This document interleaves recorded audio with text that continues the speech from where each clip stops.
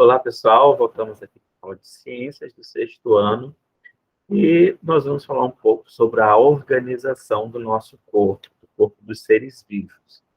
Então, como a gente falou e viu na aula anterior, a menor parte de um ser vivo é a célula. Então, a célula forma todas as partes do nosso corpo.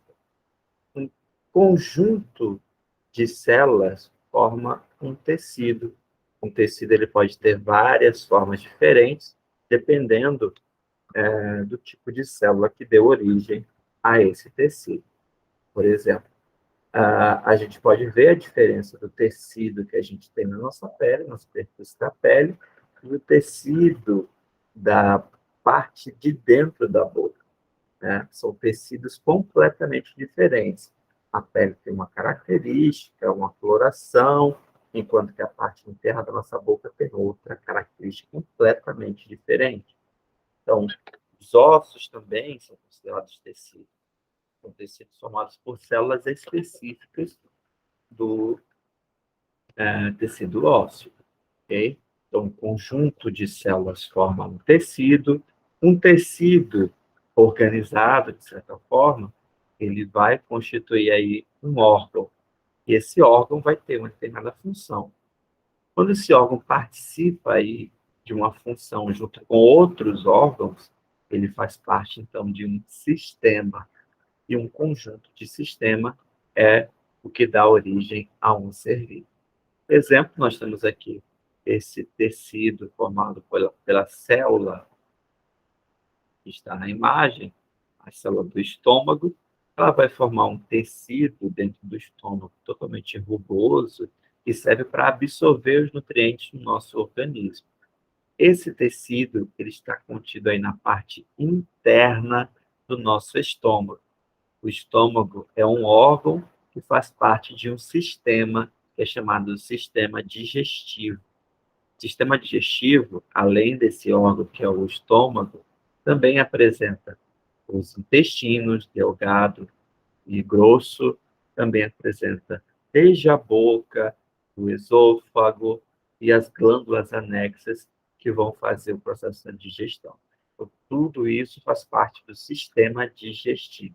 O sistema digestivo ele trabalha com a função de produzir os nutrientes, de retirar os nutrientes dos alimentos que a gente come. Okay? E um conjunto de sistemas, vários sistemas com funções diferentes, vão dar origem a um organismo. Okay?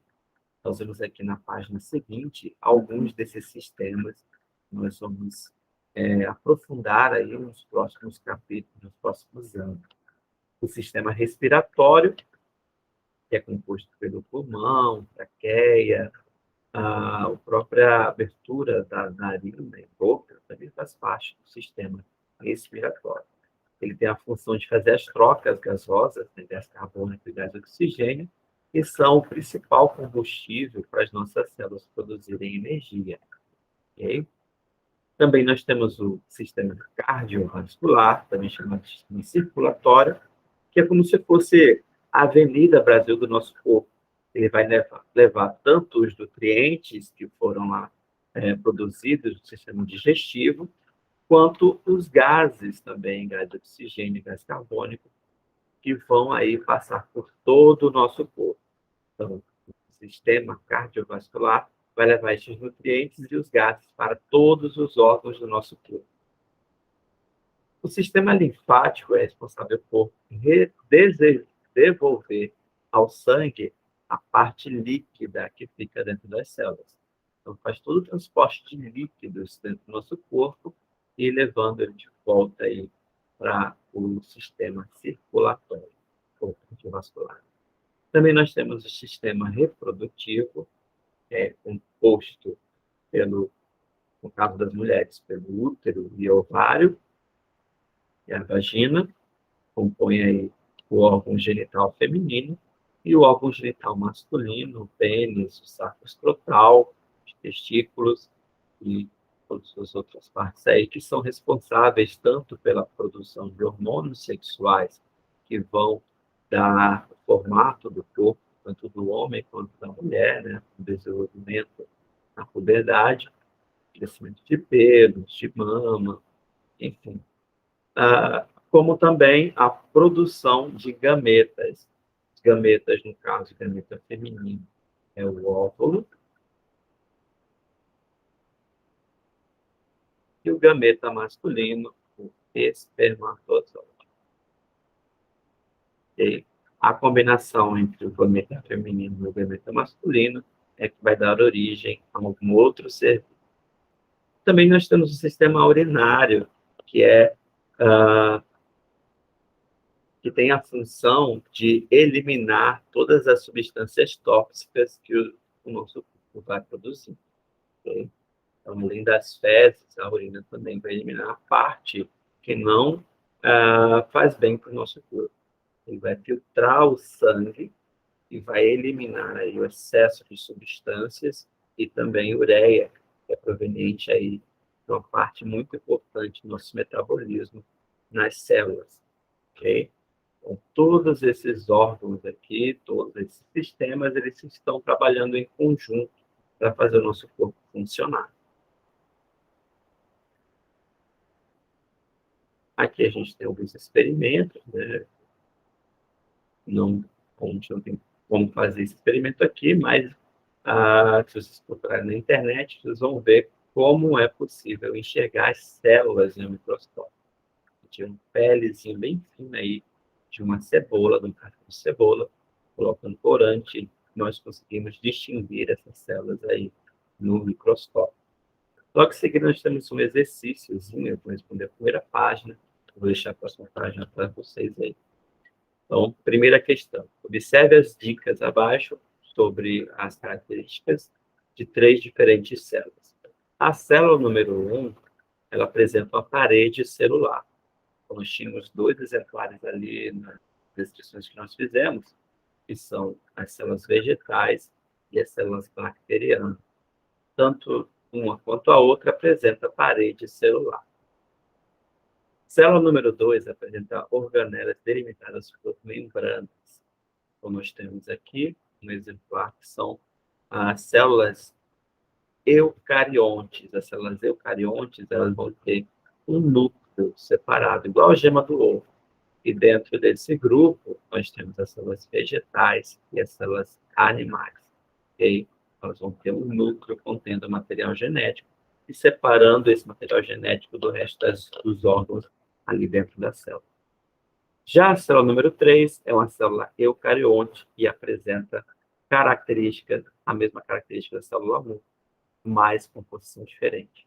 Então, se eu já falei aqui na célula 2, e a célula vegetal e animal são células eucariontes, que têm essa membrana nuclear, e também falei na célula número 1 que a célula vegetal tem a parede celular, logo a célula número 3 a gente já pode considerar aqui como célula vegetal.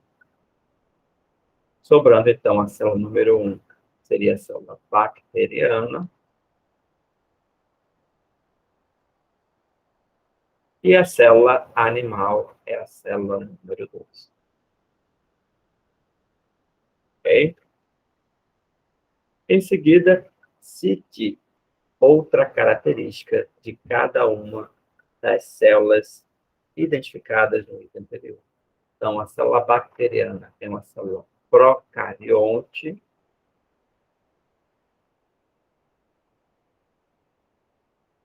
Isso significa as células animal e vegetal, elas têm o material genético dentro de uma membrana, que é igual à membrana da gema do ovo, certo? O DNA da gema do ovo está contido ali numa película bem fina. Já as bactérias não apresentam essa membrana, como se a gema do ovo tivesse solto, misturado junto com a clara. Ok? Então, são células procariotas. A célula animal é uma célula eucarionte.